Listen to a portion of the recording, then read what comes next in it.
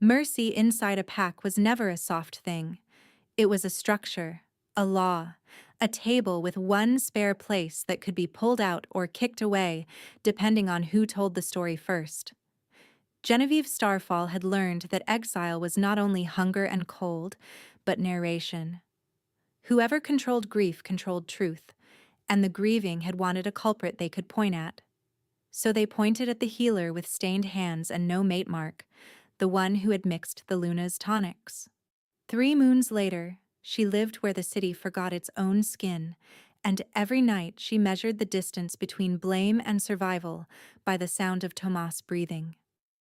The abandoned tannery district crouched at the edge of Ravencrest territory like a scab nobody wanted to touch. Broken vats leaned against one another, cracked leather racks rattled in the wind, and the old drainage channels carried a stale bite of lime, rot, and winter runoff.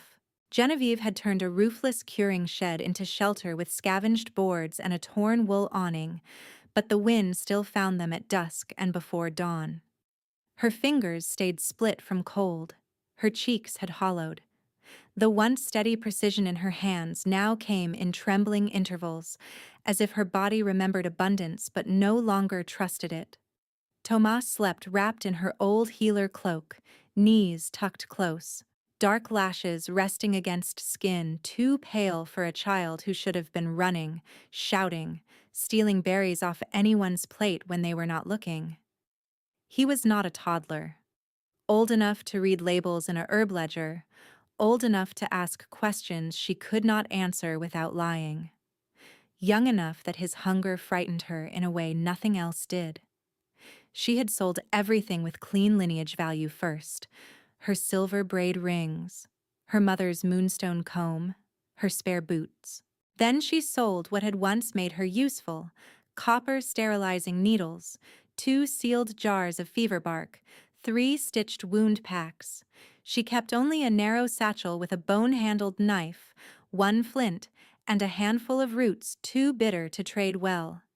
A disgraced healer without tools was still dangerous in the imagination of people who needed someone to condemn. By the second week of deep frost, the winter moon market became their only option. The market spread across the lower square under braided lantern ropes and smoke-dark canvas. Vendors shouted over one another while wolves in heavy cloaks jostled for salted meat, lamp oil, and charm thread. Genevieve pulled her hood lower and kept Tomas pressed against her side, one hand always at his shoulder. She tried to smell broth before she saw it, tried to count the coins in her palm without letting hope inflate into foolishness. 2 coppers. Not enough for meat. Barely enough for stale bread if the baker was near closing. A fishmonger recognized her first. He did not bother lowering his voice. "Starfall, look at that." The poison hand came shopping. A woman at a dye stall snorted. "Careful where she stands. Might curdle your stock." Genevieve kept walking. Thomas looked up at her, searching her face for instruction, and she gave him the only thing she could still give reliably: calm. 1 breath in, 1 breath out. Shoulders loose. Eyes down. Do not answer. Do not react. Survive the hour. A butcher stepped into their path with theatrical surprise, cleaver resting blunt-side on his block. "You still breathing, then? Shame the Luna didn't get that chance." The words hit like sleet under the collar, sharp and unavoidable. Genevieve did not flinch, but Tomas did. He drew himself tighter against her hip, and she felt his thin frame shake once. "We are only here for bread," she said quietly. "Bread?" the butcher repeated, loud enough to gather listeners. "Hear that? She wants pack food after what she did." A man from the crowd spat near her boots. "Murderess!" Another voice, older, bitter with certainty. "Should have been chained to the gate as warning." Tomas lifted his chin with fragile fury that looked too much like his mother's. "She saved people. She saved my—" Genevieve squeezed his shoulder. "No." The butcher leaned in, breath sour with ale. "Teach your pup silence before someone teaches him for you." She met his eyes then, and if shame had been the point of exile, They had achieved it months ago. What remained now was arithmetic. Distance to exit, number of witnesses, whether a thrown stone would strike Thomas or her first. In the chamber of her thoughts, she stood on a narrow ledge and counted every risk in present tense because present tense is all she has left. I can leave now and keep 2 coppers and no food. I can beg and lose what remains of my name. I can steal and make his fever worse if they catch me. I can watch him weaken one more night and call that caution. He is burning by evening, shivering by dawn, and I know the pattern because I have treated this pattern in children whose mothers had less than I do. I remember dosages, pulse rhythms, the smell of lungs turning wet. I remember being trusted with lives. They stripped my rank, not my knowledge. If I do nothing, I become the weapon they named me. If I move, I may die. Move anyway. She bought half a heel of yesterday's bread from a boy too young to hate her and led Tomas behind the cooper stalls where wind broke against stacked barrels. He took 2 bites, then swayed. Tomas? His pupils looked unfocused. Heat rolled off him in quick waves, and his knees folded as if someone had cut strings.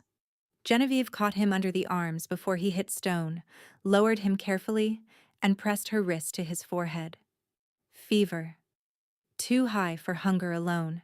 His lips were cracked, breathing quick but shallow. "Stay with me," she whispered. "Look at my nose, not the lights." He tried. "Sorry, Aunt Jen, I got dizzy." "You have nothing to be sorry for." A pair of market guards rounded the corner and slowed when they saw her crouched over him. "Exile district curfew started at sundown," one said. "You know the decree." "He needs broth and fever bark," Genevieve answered. "I can pay with labor, cleaning, bandage prep, anything." The guard looked at Tomas, then at her face, and whatever sympathy flickered there died when he recognized her. "Not my call. Move along." "He can barely stand." "Then carry him." The second guard's mouth tightened. "You should have thought of that before you touched the Luna's cup." That accusation was the lock on every door in Ravencrest. Not evidence. Repetition. Genevieve got Tomas onto her back, his arms draped over her shoulders, and walked out of the market through drifting steam and roasted meat scent that made her stomach cramp. She did not head toward the tannery. She turned uphill toward the palace quarter, where warm light spilled from high windows and the kitchens received deliveries through service ramps after dark. The decision was not dramatic. It was logistical. The exile decree forbade entry. Violation meant prison or execution. But fever did not wait for legal mercy, and Thomas's breath had started to hitch against her neck. Snow had not fallen that night, but the stones were slick with frozen mist. She cut through Dyer's lanes, crossed a narrow bridge over the mill run, and slipped into the shadow of the old armory wall. Palace guards patrolled the front terraces in pairs. The service side had fewer eyes and more noise: carts, kitchen boys, firewood crews, steam vents. Genevieve waited behind stacked ash barrels until a produce wagon rattled past and used its bulk as moving cover to reach the lower delivery arch. Inside, heat struck her face so suddenly her eyes watered. Copper pots clanged in distant rhythm. Yeast, onions, rendered fat, rosemary, iron. She knew kitchens. Every pack healer did. She followed the scent map through scullery steam toward the royal larder, where preserved protein and medicinal stores were kept behind a reinforced oak door. The lock had old wear on the lower pin. She worked it with her bone-handled knife and a sliver of wire, listening for footsteps between each minute click. Tomas lay on folded grain sacks nearby, wrapped in her cloak, watching her with fever-bright determination that broke her heart and steadied her in the same beat. The door gave. Inside, shelves rose floor to ceiling: dried venison, barley sacks, root crates, sealed broth crocks, vinegar jars, and a medicine chest stamped with the king's crest. Genevieve moved fast, one small crock of bone broth, 2 strips of venison, a pouch of fever bark, willow rind if she could manage it, no more than she could carry. No theft that looked like sabotage. She had just tied the satchel when the larder torches flared brighter and boots thundered in the corridor. "Hold!" a guard barked. 3 palace guards blocked the doorway, spears lowered, and behind them stood a man in dark ceremonial leather with frost still silvering his shoulders. He was taller than Rumor, broad through chest and frame, his presence a pressure shift in the room before he spoke. Alpha Eric Ravencrest. His gaze fixed on her, and amber bled into his irises with predatory intensity that made every instinct in her body sharpen to a point. One guard pointed at her, as if presenting proof. "Your Majesty, this is her, Genevieve Starfall, the Luna's poisoner." "Murderess," another hissed. Genevieve set the satchel down slowly and lifted both hands away from the knife at her belt. "The child outside has fever. I took food and bark. Nothing tainted, nothing touched beyond what is here. Punish me if you must. Let him drink first." The guards shifted, eager, righteous, waiting for command. Eric did not look at them. His eyes flicked once to the child-sized satchel, then to the healer's knife, then back to her face. Silence stretched taut as wire. "Out," he said. The guards hesitated. "Your Majesty." "Out. Close the door." They obeyed. When the latch thudded shut, Genevieve finally understood the shape of the night. This was not immediate execution in a corridor with witnesses. This was worse or better. She could not yet tell. The Alpha King stood between her and the only exit, studying her as if the verdict had already formed and only the wording remained. Then his voice came low and final, carrying the weight of law without raising in volume. "You broke exile decree, entered royal stores, and took healer stock. Under ordinary judgment, that ends at the chain post." He took one measured step closer. "Tonight, it does not. You and the boy are under my direct custody from this moment. You do not leave this palace unless I say so." Genevieve held his gaze because looking away felt like surrender, but her knees threatened to fold under her. "Direct custody is a polite chain," she said, voice frayed from cold and fear. "If that is your judgment, fine. Let me treat the boy first." A muscle ticked in Eric's jaw. He opened the door and spoke to the corridor without turning his head. "Bring the child in, now, and send for warm water, clean linens, and the palace physician." The captain at the threshold hesitated only long enough to glance at Genevieve with open distaste, then strode off. 2 kitchen workers appeared instead, both young men with flour on their sleeves, carrying Thomas awkwardly between them as if disgrace might stain skin. Genevieve crossed the room in 3 fast steps and took Thomas from them, settling him against her chest. His breath came quick and hot against her throat. "Set him on that table," Eric said, indicating a broad prep board near the hearth vent. "No one touches him without her consent." One of the kitchen workers stared. "Your Majesty, she is accused of—" Eric did not raise his voice. "Do you challenge my order?" "No, Your Majesty." The man retreated so fast he clipped a shelf and sent a jar rolling. It did not break. The silence after felt thin, stretched over too many things unsaid. Genevieve moved on instinct, laying Tomas down, lifting his chin, checking pupils, counting breaths, pressing 2 fingers at his wrist. "Fever bark, shaved fine," she said. "Broth thinned with water. He drinks in small swallows, not fast. And no heavy fat yet, or he will vomit." The palace physician arrived with an apprentice and a face carved from offended pride. He was older, with immaculate cuffs and a copper rank clasp at his throat. He looked at Genevieve's hands, at her torn cloak, and then at Eric. "I can take over, Alpha." "She gives instructions," Eric said. The physician's nostrils flared. This woman was stripped of rank. Then tonight, Eric replied, you can survive learning from someone stripped. The apprentice lowered his eyes to hide a startled expression. The physician set his jaw and began preparing the bark exactly as Genevieve directed. In the rigid choreography of palace service, disdain flowed like a draft under every door. A maid entered with blankets and set them down too far away for Genevieve to reach. A guard placed a steaming basin on the opposite table, not near Tomas. Small refusals, quiet punishments. She saw them all. Eric saw them too. He moved the basin himself, spread a blanket under Thomas's shoulders, and stood between Genevieve and the watching servants until the room thinned to only 4 people: king, exile, child, healer. By the time Thomas swallowed the first spoonful of broth, Genevieve's hands had begun to tremble so hard she had to brace her wrist with the other hand. Eric noticed, took the cup from her, and held it over his palm until the steam rose more steadily. Too hot, she said automatically. He waited, then held it out again. Now? She tested with her fingertip. Now.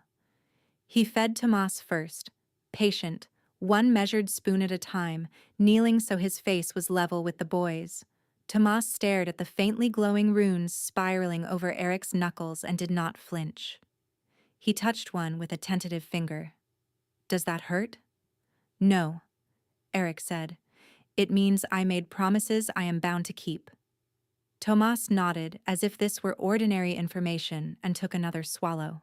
Genevieve had to look away for 1 beat because gratitude felt too dangerous, too close to grief, and she did not trust either around power. In the chamber of her thoughts, everything sharpened into brutal arithmetic again, but the numbers no longer behaved. Stay silent. Keep him alive. Give no one a reason. That is the old equation. The new one is wild and wrong. The Alpha King knelt beside your child and waited for the broth to cool. The physician obeyed your dosages. Servants watched like they had seen a law tilt off its foundation. I know what kings do with symbols. Keep them near, display mercy, then crush them when politics demand. I know how fast a crowd can rename a person. I do not trust kindness from men who can end me with 1 sentence. I do not trust my own relief either. Relief is how people forget danger. But Thomas is drinking. His pulse has slowed, and my body is so tired it feels borrowed. If this is a trap, I will walk into it awake. If this is mercy, I will not waste it by pretending I do not need it. Tomas drifted toward sleep, fever still high but no longer climbing. Genevieve finally accepted the cup Eric offered her. The broth smelled of marrow and thyme. She drank too quickly, coughed, and wiped her mouth with the back of her hand, embarrassed by the raw hunger in the motion. Eric's attention dropped to her wrist, where the sleeve had fallen back. A pale scar crossed the inside in a crescent, old and silvery against winter-chapped skin. Healer burn, he said. She tugged the sleeve down. From an iron sterilizer years ago. Let me see. It is not an injury. Let me see, he repeated, and this time the command in his voice carried no threat, only insistence threaded with something she could not name. Genevieve should have refused. Instead, she extended her hand as if answering an oath. Eric reached for her wrist to turn it toward the hearthlight. Skin met skin. Heat raced up her arm in a violent sweep, not pain, not fire, but a living surge that struck spine and sternum at once. The scar flared silver under his thumb, bright as moonlit metal. Scent exploded through her senses, cedar after rain, stone warmed by sun, wild air before a storm, and beneath it a note she recognized without ever having learned it. Home. Her breath caught hard enough to hurt. Eric staggered back 1 step, then another, as if he had taken a blow to the chest. His pupils widened, then narrowed to predatory slits before returning. Unstable. Amber flooded his irises, luminous and ancient. A sharp intake of breath cut through the room. Claws pressed through the tips of his fingers halfway, black and curved, then halted there with visible effort. The apprentice gasped and backed into the wall. The physician whispered a prayer to the moon and made a frantic sign against his heart. A pressure unfurled from Eric in widening waves, the force of alpha aura that usually bent knees and dropped lesser wolves to submission. It poured around Genevieve like a storm current around stone, not crushing, not forcing, surrounding her and settling as if it recognized a boundary no one had taught it. Tomas stirred on the table but did not wake. Genevieve could hear Eric's heartbeat from where she stood. Fast, thundering. Her own answered in uneven strikes. Awareness prickled along her spine, every instinct drawn taut between terror and yearning. She knew this pattern from old stories murmured by elder healers during night shifts, stories no one admitted believing until they happened to someone else. Mate bond, sacred and binding. Rare, political disaster. No, not like this. Not him. Because fate had a cruel sense of symmetry if this was true. Her mate would be the king who could condemn Tomas by law, the man whose single decree could preserve them or erase them both under the language of order. Desire was irrelevant. Safety was not. Eric braced one hand on the table, head bowed for a single ragged second as if mastering a tide inside his own bones. When he looked up, something raw stood unguarded in his face, reverence stripped bare of courtly mask. Mine, he said, hoarse. The word landed like thunder in the small room. The physician made a strangled sound. The apprentice stared between them with awe and fear braided together. Eric straightened, jaw tight, and forced his hands open so the half-shifted claws retracted. No, he amended, each syllable deliberate, controlled. If you choose it. A guard outside, hearing the change in tone, rattled the latch. Your Majesty? Stay out, Eric growled, and even contained, it carried enough command that footsteps retreated immediately. Genevieve could not move. Her wrist still burned where he had touched her, silver light fading to a pulse beneath skin. She looked at Tomas, at his damp curls and finally easier breathing, then back at the man across from her whose power filled the room without pressing her down. Locked eye contact held, taut as drawn wire. In his expression she saw a king terrified of becoming a captor, and a wolf already kneeling where no one else could see. In her own body she felt the first fracture in the numbness she had worn for months, a crack that let in heat, grief, hunger, and something achingly close to hope. No one spoke. The silence between them became its own oath. The latch clicked again, softer this time, and the physician cleared his throat as if sound itself required permission. Eric did not look away from Genevieve when he spoke. Physician, you will prepare a fever draft to her measure and leave it on the outer table. Apprentice, fresh coals and a covered lamp. His tone shifted, less feral, but no less absolute. Then both of you will forget what words you heard in this room until I decide otherwise. The physician swallowed his protest, bowed stiffly, and busied his hands. Genevieve stayed where she was, one palm braced against the prep board, feeling the fading pulse of silver under her skin. Tomas made a small sleeping sound, breath easier now, and that fragile rhythm anchored her more than law or rank ever had. When the room had emptied again, Eric stepped back from her first, not forward, giving distance as if he understood exactly how little she trusted any man with power. You need a secure chamber, he said. Not the holding cells. Not guest quarters either. Somewhere with one entrance, one hearth, and no one admitted without my word or yours. Why? She asked.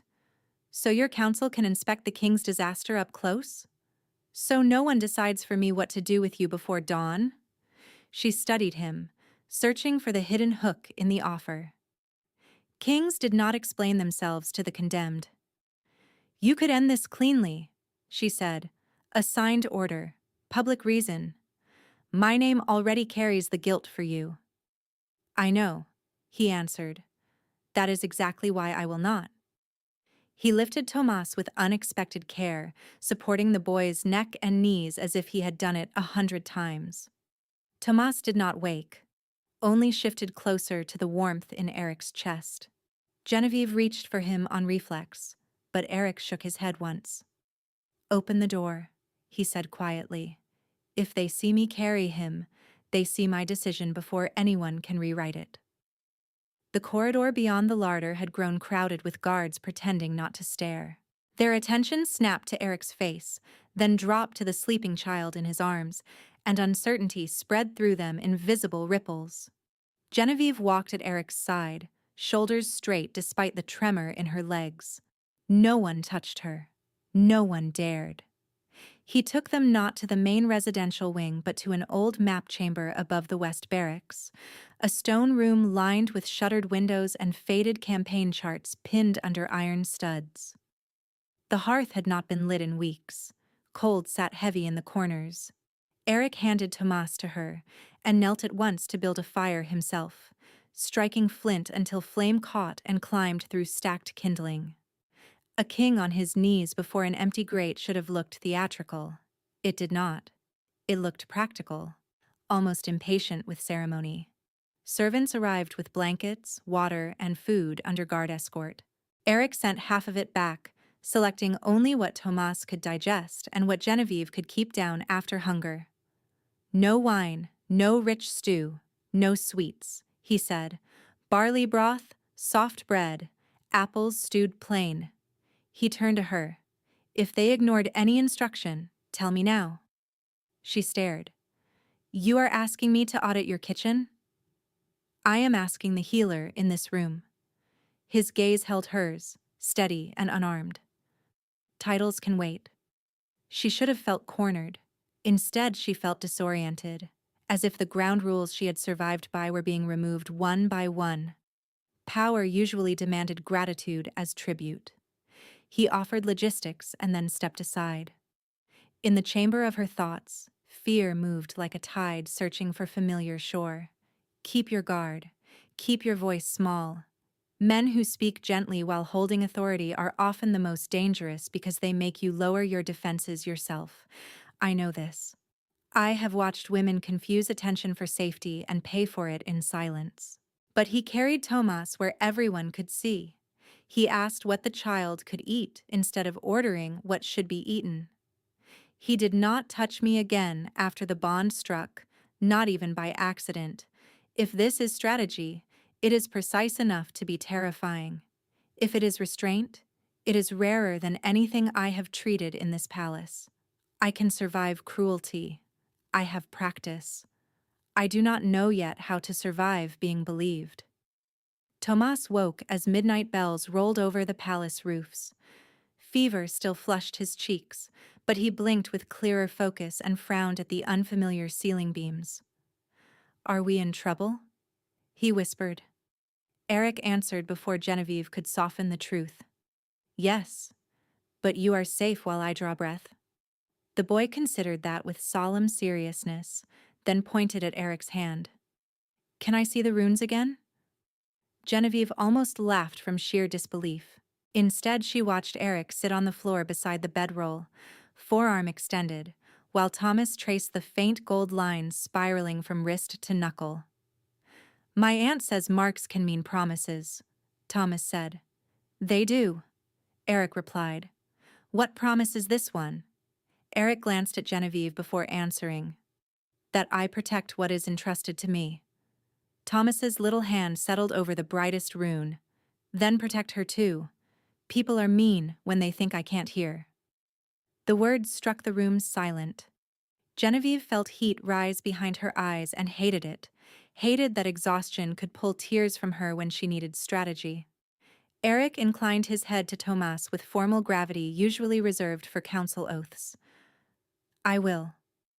When Tomas finally slept again, curled around a folded blanket and clutching a crust of bread he had been too tired to finish, Eric stood. The firelight carved tired shadows beneath his cheekbones. He looked less like an untouchable ruler and more like a man holding too many blades at once. "About the bond," he said, voice low. "I know what custom allows a king to claim. I will not use any of it against you. No ceremonial lock, no compulsion rights, no betting claim, no public announcement tonight. You will have separate quarters if you request them, and I will station female guards if that gives you more ease." Genevieve folded her arms to hide the shaking in her hands. "Why?" Something unguarded crossed his face, brief and fierce. "Because I spent a century watching strong men rename possession as duty. I will not become one more." He moved toward the door, then paused and held out her healer satchel. She had not even noticed it was missing in the transfer from larder to chamber. The leather was worn smooth where her fingers always gripped it, and seeing it there in his hand hit her harder than the broth had. "I had it cleaned, not searched," he said. "Nothing removed." She took it slowly. "You returned my tools." "I returned your name," he corrected. Then, with careful neutrality, "I will take first watch outside. If you need anything, knock once. If anyone enters without your consent, shout my name. Kings do not stand guard at doors. Tonight, this one does." He stepped into the corridor and shut the door behind him, leaving her with firelight, a sleeping child, and a silence that no longer felt like a prison cell. By first bell the next morning, she had slept in fragments, each brief descent into dark interrupted by the strange certainty that his presence remained just beyond the threshold, steady as stone. The summons came at dawn. A palace runner in council colors bowed from the doorway without crossing it. "His Majesty commands attendance at emergency hearing in the Great Chamber. The full council has convened." Genevieve's stomach tightened. This was where Mercy usually went to die, under layered voices and polished law. She wrapped Tomas in a clean wool cloak, tied her satchel at her hip, and followed the escort through rising corridors lined with winter banners. Eric waited at the chamber entrance in formal black, raven crest clasp at his shoulder, expression unreadable. "You can refuse," he said quietly. "I can postpone." "And let them decide my guilt in my absence?" She shook her head. "No." The great chamber was already loud with grievance when they entered. Elders in carved seats leaned toward one another, bracelets chiming against stone arms, while lower nobles crowded the side tiers with sharp-eyed appetite.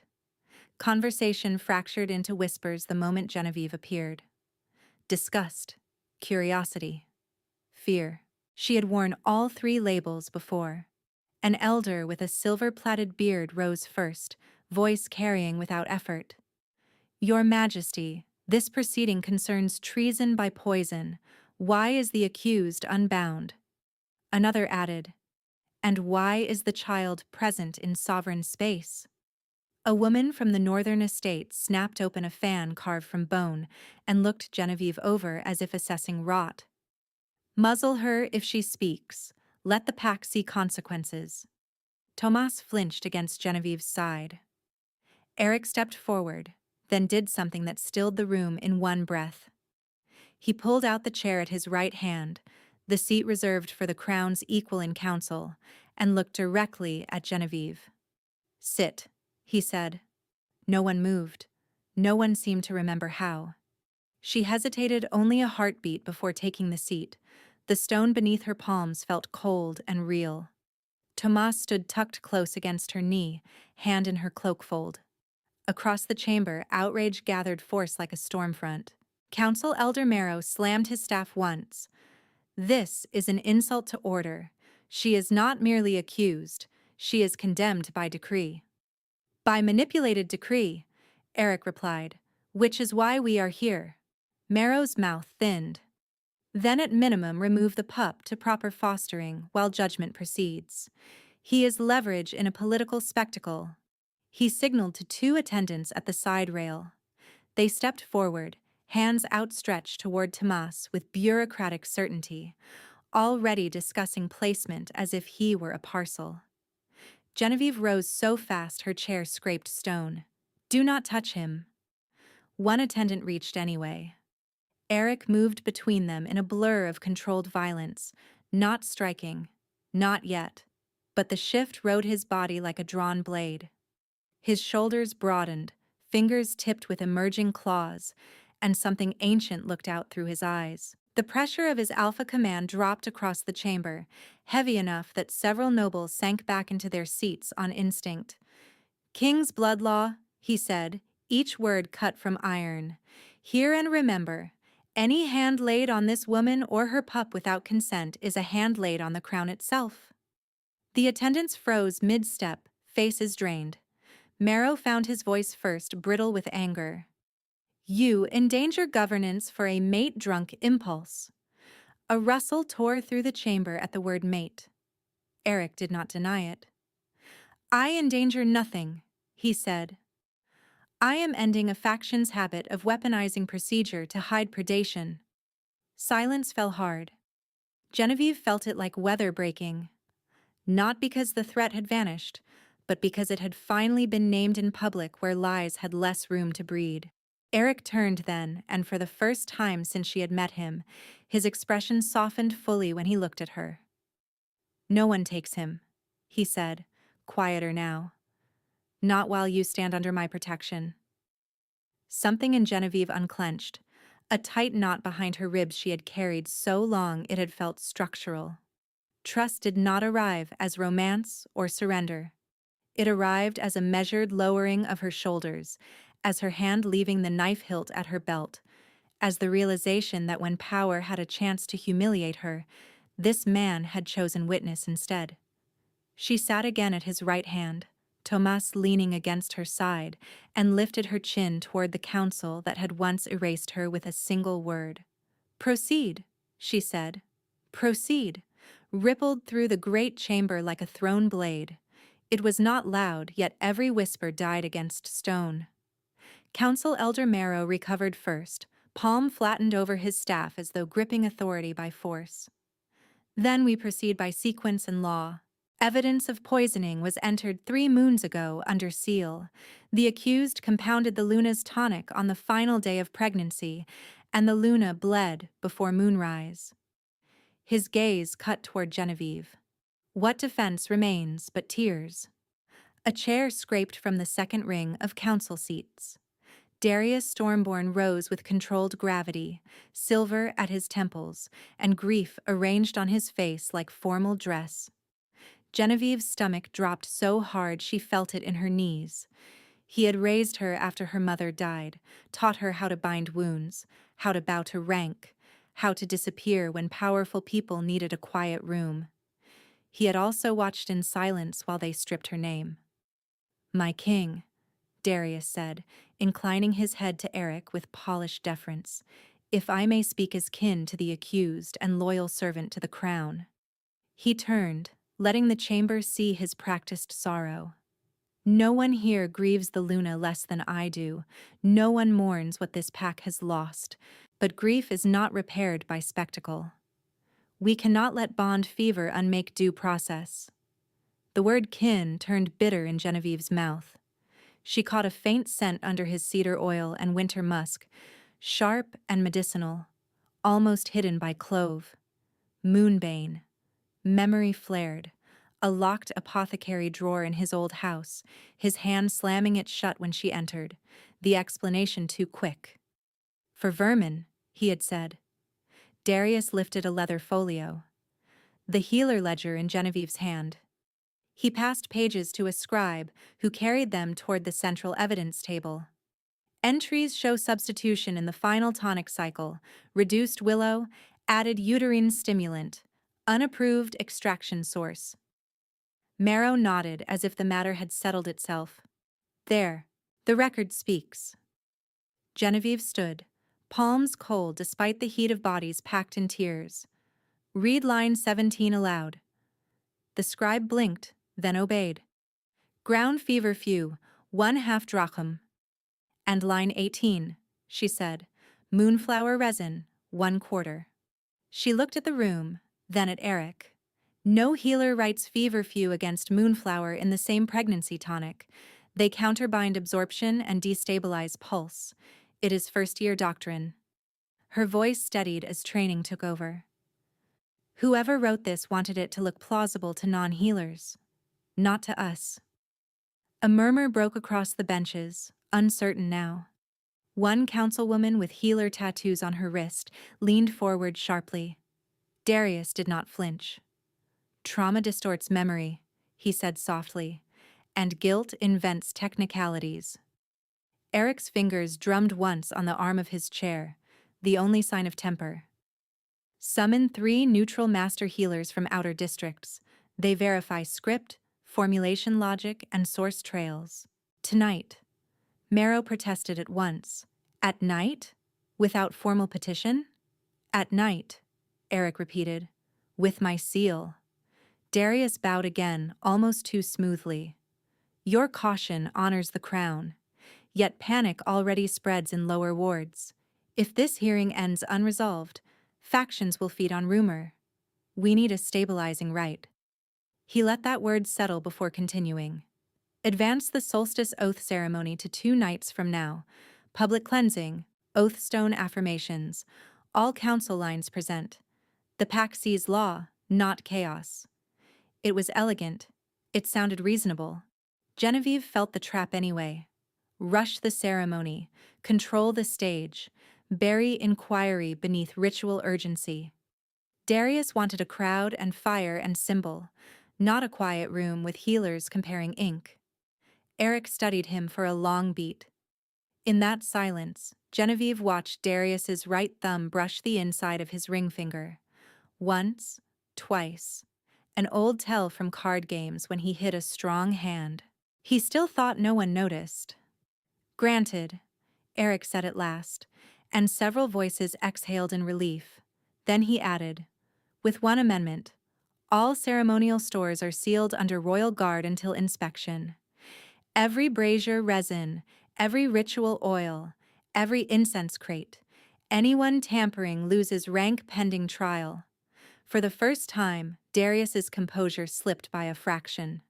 Such distrust of your own counsel will be read as weakness. It will be read, Eric said, as survival. The hearing fractured into procedural arguments, motions, objections. Through it all, Darius remained measured, cooperative, indispensable. That was what made him dangerous. He did not rage or threaten. He built consensus around the knife before anyone saw the blade. By the time Eric adjourned, the chamber was full of brittle alliances and newly sharpened fear. Guards shifted into new assignments. Scribes ran with sealed directives. Darius paused near Genevieve's chair as nobles filed out, his expression grandfatherly to anyone watching. You look thin, he murmured, too low for others.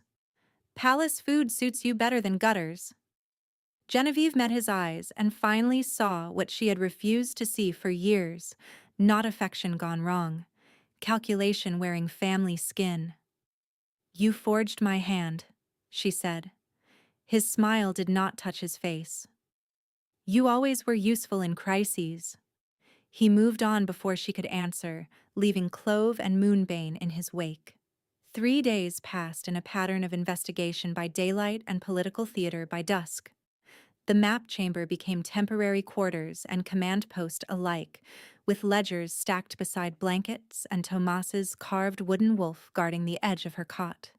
Master healers arrived from 2 outer districts and 1 river pack, each sworn under oathstone before touching evidence.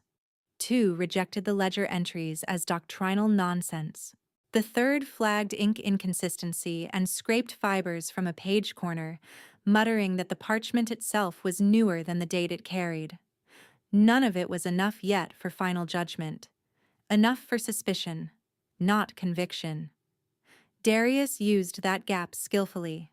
Petitions appeared from estate heads demanding order before sentiment. Anonymous notices spread in the lower kitchens calling Genevieve a seductress who had enchanted the king. A barracks rumor claimed Thomas was not her kin at all, but leverage planted by rivals. Eric crushed what he could, publicly and fast, yet each denial spawned two new stories. In private, pressure took a different shape. At second bell one evening, Genevieve found Eric in the archive corridor bent over a survey table, sleeves rolled, marking guard rotations with charcoal. He looked up as she approached, and the bond hummed low between them, not command, not hunger, simply awareness that sharpened every breath. "You should sleep," he said. "So should you. I can sleep after solstice. If we reach solstice without someone setting the palace on fire." The corner of his mouth lifted briefly, a hard-earned flicker. "Optimism from you is alarming." It startled a laugh out of her, small and almost disbelieving. "Do not get used to it." They stood over the same map, shoulders nearly touching, both pretending to focus on corridor lines and guard sigils. Genevieve felt warmth along her scar where his hand had touched days ago. Fear and pull, braided tight enough to hurt. In the chamber of her thoughts, desire refused to stay in the categories she trusted. "I know what this bond can become. I know what kings can become too. I want to lean closer and I want to run in the same breath." He asks before he orders when it concerns me, and that should not feel radical, yet it does. If I choose him, I choose visibility, law, a throne room full of eyes judging whether my love is politics in another dress. If I refuse, I keep my autonomy and lose the one person who has stood between Thomas and 100 cleanly worded forms of cruelty. I am tired of surviving by subtraction. I am terrified of needing anyone this much. Eric broke the silence first. "You are thinking loud enough to shake the table." She glanced up. "Can you always read me now?" "Not thoughts. Patterns." His voice dropped. "You reach for your satchel when cornered. You stand between Thomas and doors. You stop breathing when someone says your family name. Stormborn is not family." His gaze sharpened. "Then call him what he is." She did. "Enemy." A knock sounded at the corridor arch. The apprentice from the larder, cheeks flushed from running, bowed fast. "My king, pardon. Quartermaster logs from ceremonial stores. You ordered direct delivery." Eric took the wax-sealed packet and cracked it with his thumb. Genevieve watched his expression go still as he scanned the entries. "What is it?" she asked. "Resin requisitions doubled yesterday." He passed her the page. "Signed by Deputy Keeper Halvin under council override." She traced the countersign with her finger. Darius Stormborn's mark sat beneath it. "Ceremonial braziers do not need this much fuel," she said, "unless they are planning heavy smoke. Or cover for ascent." Eric ordered immediate seizure of the resin crates and detention of Halvin for questioning. The apprentice sprinted off. An hour later, Captain Rhea returned with ash on her sleeves and grim news. 3 crates were already gone from storage, moved under lawful papers to an undisclosed prep site. Darius had started moving pieces faster than the crown could audit. By the first night of Solstice Eve, the palace carried tension like static along stone halls. Tomas was assigned 2 female guards and kept within the West Garden classrooms, where elder tutors taught pack histories under watch. Genevieve hated leaving him even for hearings, but Tomas had insisted with solemn pride that he was old enough to follow guard rules. He had also made Eric promise, twice, to check the window latches himself. Near midnight, when bells rolled over the roofs and the moon hung thin behind cloud, Genevieve returned to the map chamber and found a folded scrap tucked beneath her healer satchel. No seal, no signature. Just 6 words in blocky script. "Confess at solstice or lose the boy." Her pulse slammed. She spun to the door, called for Rhea, and handed over the note with fingers gone numb. Search teams fanned through corridors, kitchens, servant routes, and outer walls. No intruder was found. No witness saw who entered. The guard on her door swore no one passed. Eric arrived before she finished pacing the length of the chamber once. He read the note and looked up with a fury so controlled it frightened her more than shouting would have. "We move Tomas to my inner suite," he said, "and paint a target on your own rooms." "My rooms are target enough." They went together, 4 guards ahead and 4 behind, cutting through service stairwells to avoid public halls. At the garden classroom door, both posted guards stood upright and alert, startled by the sudden procession. "Report," Eric demanded. "Quiet shift, my king," one said. "The ward slept an hour ago. No disturbances." Genevieve entered first. The cot by the hearth was empty. Blanket folded, cup untouched. Window latched from inside. On the pillow lay Thomas's carved wooden wolf and a fresh moonbane leaf, green-black and bitter on the air. For one suspended second, Genevieve heard nothing at all, as if her body had gone underwater. Then sound crashed back. Boots, shouts. Eric ordering full lockdown, Rhea dispatching runners to every gate. Genevieve snatched up the carved wolf and the leaf, fighting to keep her hands steady enough to think. "No broken latch," she said. "No struggle signs. He knew the person or was carried asleep." Eric turned to the guards, voice like iron dragged over stone. "Seal the palace. No one leaves, no one enters. Not council, not clergy, not me. Bring Stormborn to holding." A runner skidded into the doorway, breathless. "My king, Lord Darius is not in his quarters. His steward claims he departed for pre-ceremonial fasting at the temple annex an hour past." Rhea swore under her breath. "Temple annex has 6 exits." Eric looked at Genevieve, and for the first time since she had met him, she saw fear unmasked. Not for his crown. For her. Another runner appeared, this one from lower wards, thrusting forward a sealed token marked with Stormborn wax. "Delivered at the outer gate for the High Council and the accused healer." Eric broke it. One line, written in Darius's hand this time. "Attend solstice in silence, and the pup lives to sunrise." The moon crossed free of cloud, throwing pale light through the classroom window onto the abandoned cot, the moonbane leaf, and the carved wolf in Genevieve's clenched fist as the palace tipped from political war into a race against a child's life.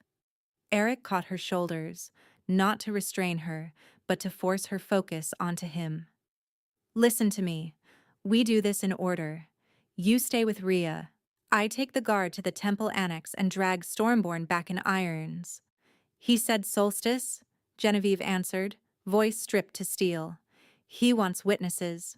He wants smoke and panic and a story he can control." Eric's jaw hardened. "Then I will end him there." "And if he has Tomas hidden behind his own men?" She held up the carved wolf. "This was placed, not dropped. He wants me present. He expects me to freeze." Rhea stepped in, eyes sharp, already signaling runners. "Outer gates are locked. Courtyard squads are moving. My king, solstice preparations are still active at the sacred circle. If Stormborn planted men there, they can light the braziers within minutes." Eric swore once, low and precise. "Move!" They descended through the west stair in a rush of boots and torchlight. Servants flattened to walls as the king passed. Bells began striking alarm in staggered waves across the compound, and each toll turned rumor into visible fear. By the time they crossed the lower cloister, wolves were pouring toward the solstice court, drawn by panic, duty, and appetite for spectacle in equal measure. The sacred circle lay beyond the throne wing, an open stone amphitheater ringed with ancient pillars and 12 ceremonial braziers. Tonight it was already half full.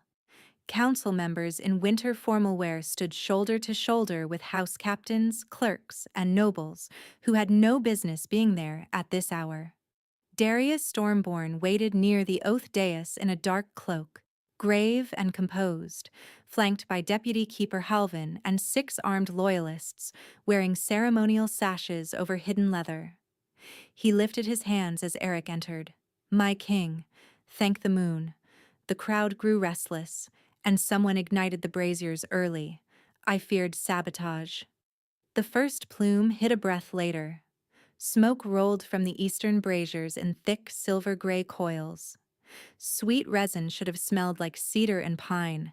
This carried a bitter edge that scraped the throat raw. Two guards nearest the flames staggered. One dropped to a knee, coughing, fingers clawing at his collar. Wolfsbane dust, Genevieve said, already moving. Eric caught her forearm. Back. If those vessels fully combust, your whole inner guard goes weak in minutes. She pointed at the smoke layers. Moonbane is underneath it. He wants them sick, then blamed on me. A shout split the circle. Halvin held up a small pouch pinched between two fingers. Found in her satchel by inspection order. Powder concentrate, proof. Every face turned. The tide shifted with terrifying speed. Murderous again. Seize her. Protect the king. Two council attendants reached for Genevieve from either side. Rhea knocked one back with her shield arm and drew steel on the other. The amphitheater erupted. Wolves shoving for position, guards trying to form ranks while smoke blurred command calls. Darius did not raise his voice. He only stepped closer to the central dais and said, "By emergency law, detain the accused until purification is complete." Eric's aura crashed outward, hard enough to stop half the movement in the ring. No one touches her. Darius met his stare with carefully measured sorrow. Then your judgment is compromised.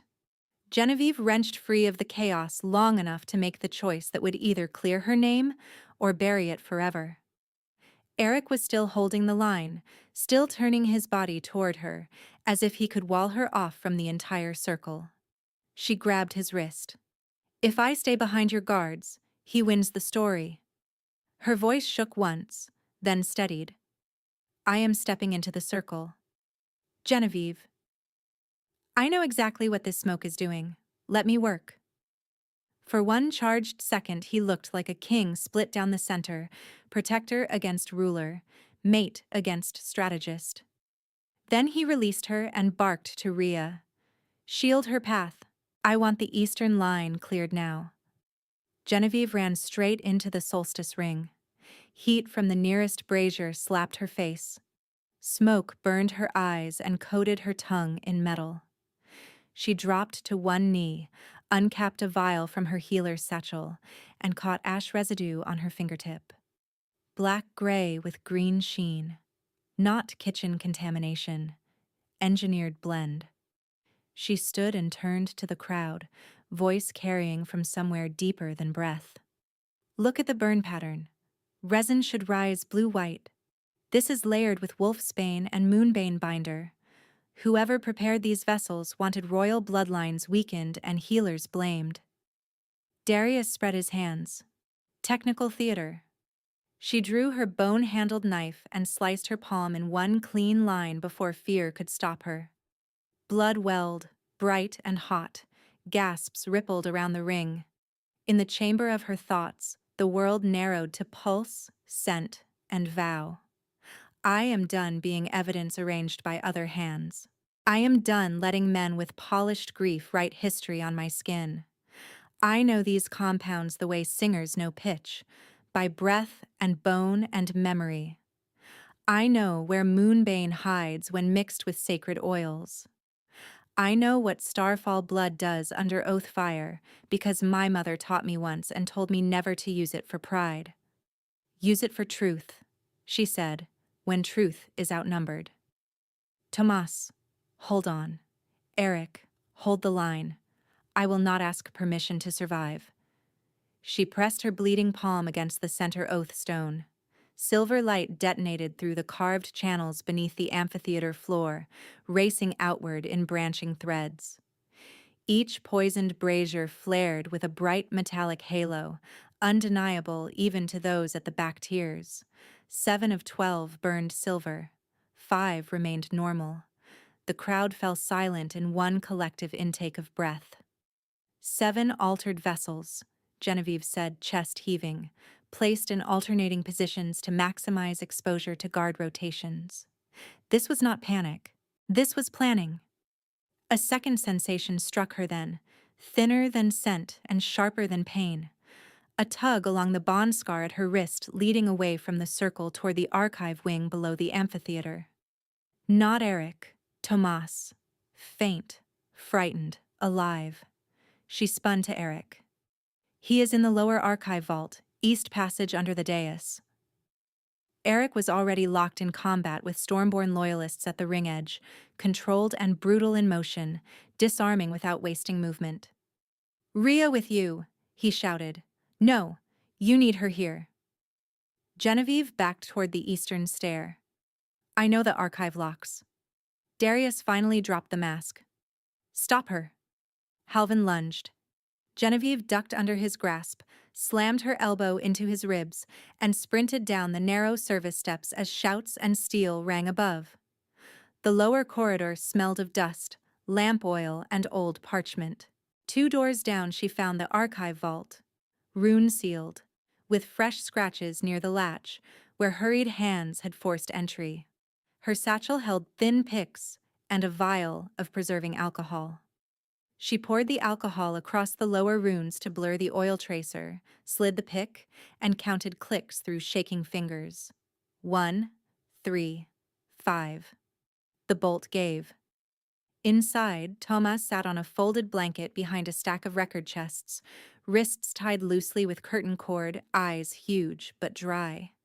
A kitchen maid Genevieve recognized from the West Wing knelt beside him, trembling so hard she could barely breathe.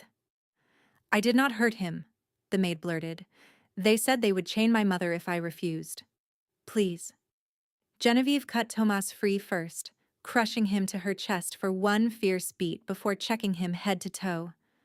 No injuries, cold hands, fast pulse, terror held together by stubbornness. "Aunt Jen," he whispered into her cloak, "I stayed quiet like you said." "You did everything right." She looked at the maid. "Stand up. Come with us and testify, and I will speak for your mother." The maid nodded, sobbing once, then grabbed a ledger chest from the corner. "He told me to guard this too. Said no one could see it." Darius's seal stamped the lid. Genevieve took it. When she returned to the throne court entrance with Tomas on her hip and the ledger chest in her free hand, the palace had shifted from riot to battlefield order. Eric's guards held the doors. Smoke-stained nobles crowded the steps, eyes wild. At the center of the obsidian floor, Eric stood over 2 subdued loyalists, claws half emerged, breathing hard, cloak torn at the shoulder. Darius was still free, still speaking to anyone who would listen. You see how neatly she stages rescue and revelation. This is rehearsed deceit. Genevieve walked straight past him to the Oathstone pedestal and slammed the chest down. "Then let us rehearse one more thing. Trial by witness under moon law. Here. Now." Eric's gaze snapped to hers, then to Tomas, and something ferocious and relieved moved through his face before he sealed it back into command. "Granted." Scribes rushed forward. Council elders protested procedure, our decorum. Eric silenced them with one word: kneel. Half the room did. Genevieve opened the chest. Inside lay the true Starfall Healer Codex, missing since her disgrace, along with draft ledgers and ink molds carved to mimic her hand. She placed the forged ledger from evidence beside the codex. "Same dates," she said to the chamber. "Different fibers, different ink age, incompatible formula logic. Master Healers already flagged this. Now Oathstone will decide intent." Darius laughed softly. "Parlor magic." "Touch both texts and deny forgery," Genevieve said. He did not move. Eric stepped closer, voice quiet enough to terrify. "Do it." Under 100 watching eyes, Darius set his palm on the forged ledger and the codex together. "I, Darius Stormborn, affirm these records are lawful and unaltered." The oathstone beneath his hand flared white, then seared red. Darius jerked back with a raw shout, skin marked in an unmistakable burn line. Truth untouched. Lie branded. The room exploded. He moved fast despite the pain, snatching a dropped knife from a fallen loyalist and driving toward Tomas in blind desperation, not with strategy now, but spite. Genevieve stepped between them and drove her healer's bone pin through the side of his wrist. The knife clattered away. Darius collapsed to one knee with a strangled curse. Eric was on him instantly, partial shift riding his frame, one clawed hand pinning Darius to the obsidian at the throat without breaking skin. Amber burned in his gaze like banked fire given air. Darius spat bloodless fury at Genevieve. You were always useful only as a scapegoat. She stood over him, Thomas behind her leg, voice steady enough to ring. You mistook my silence for weakness. Eric did not look away from Darius when he spoke the sentence. By royal law and witnessed oathstone, Darius Stormborn is stripped of name, rank, holdings, and council blood privilege. Judgment is immediate. They dragged Darius to the courtyard at moonrise under full guard, chains of silver ringing against stone. No chance followed him, no allies stepped forward. In the center of the execution circle, he looked smaller than his schemes, furious to the end and finally powerless. Eric gave the final nod. The chain mechanism dropped cleanly. Darius's voice cut off into night, and the courtyard fell into a silence that felt like a wound closing. Genevieve stood with Tomas in her arms and watched the man who had authored her ruin vanish from the story he had tried to control. When the courtyard began to empty, sound returned in careful fragments, chain links gathered by guards, scribes murmuring over final lines, boots crossing frost-rimmed stone. Eric gave orders without looking away from her until the last command left his mouth and Captain Rhea nodded it into motion. Halvin to holding for Oathstone questioning at first light. Seal Stormborn Estates. Protective custody for the kitchen maid and her mother. Master healers remain under royal guest law until audit closes. Rhea's gaze softened when it reached Tomas. It will be done. Only then did Eric cross the distance between them. He touched Tomas's hair first, then Genevieve's cheek, his hand shaking once before he steadied it. Come with me. She followed him through a side colonnade to a small moon terrace above the west wing, where winter jasmine clung to trellis stone and the air smelled clean for the first time that night. Thomas had fallen asleep against her shoulder, clutching the carved wooden wolf so tightly his knuckles stayed pale. Eric took the child and laid him on a cushioned bench wrapped in 2 cloaks, then stepped back, giving Genevieve room, giving her choice before words. His voice came low and stripped of crown. I can call witnesses, make this ceremonial, wait for any hour you name. Or I can stand here and ask plainly. He unfastened the clasp at his throat and bared the strong line of his neck, pulse visible, vulnerable in a way kings almost never were. I will remain unclaimed all my life rather than take what you have not freely offered. If you want distance, you will have it. If you want me as ally only, I will hold that line and never cross it. But if you want this bond completed, I am yours. The crux of everything in her life had always been power deciding her shape for her. This moment inverted that law. In the chamber of her thoughts, fear and longing met without either yielding. I can still walk away. He will hurt, and so will I. And we will call it prudence while sleeping back to back with a kingdom between us. I can choose him and step into fire again, visible, judged, loved in public where love can be used as leverage. But he placed his throat in my hands. He returned my satchel, my name, my nephew, and he did it before I promised him anything. I have spent months surviving on refusal. Tonight I want one sacred yes. She moved toward him until their foreheads touched. Her hands slid to his shoulders. Steady now. Mine, if I choose it. I choose it. His breath caught. No more exile, he answered. Yours, mate. She tipped her head, exposing the junction of neck and shoulder, and held his gaze while he leaned in. The first pressure of his teeth was careful, almost reverent.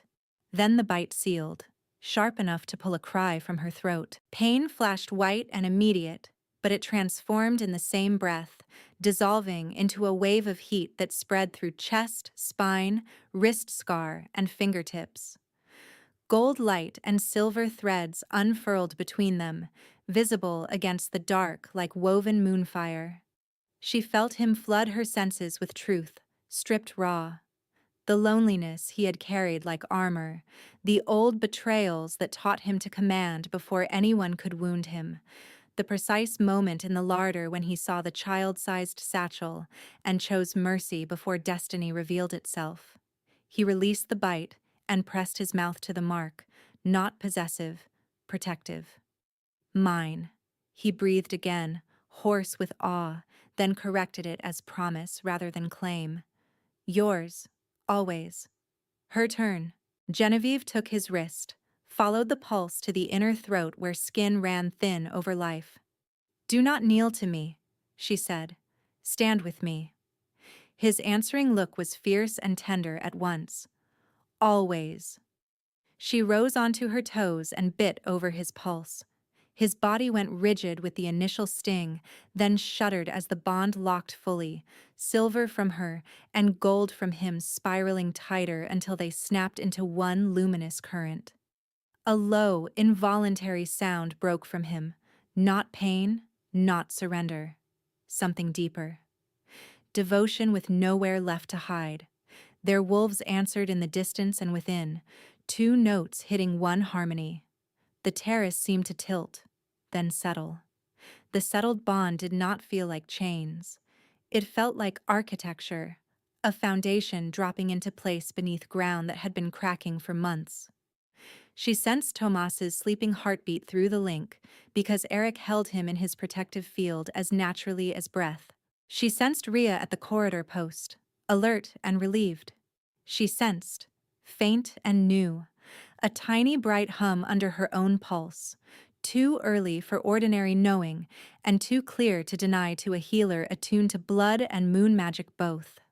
Eric felt it too. His eyes widened, then softened into wonder so naked she had to grip his coat to stay upright. His hand covered her lower belly with trembling care, asking without words if he had read the same signal. Genevieve nodded once, tears finally spilling. Yes. He bowed his head against hers and laughed under his breath, half disbelieving, half prayer. No more hiding, she whispered. Mate, he echoed and held her while Tomas slept between their shadows.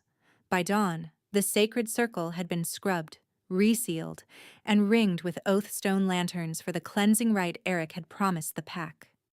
No nobles, only gallery, no closed deliberations.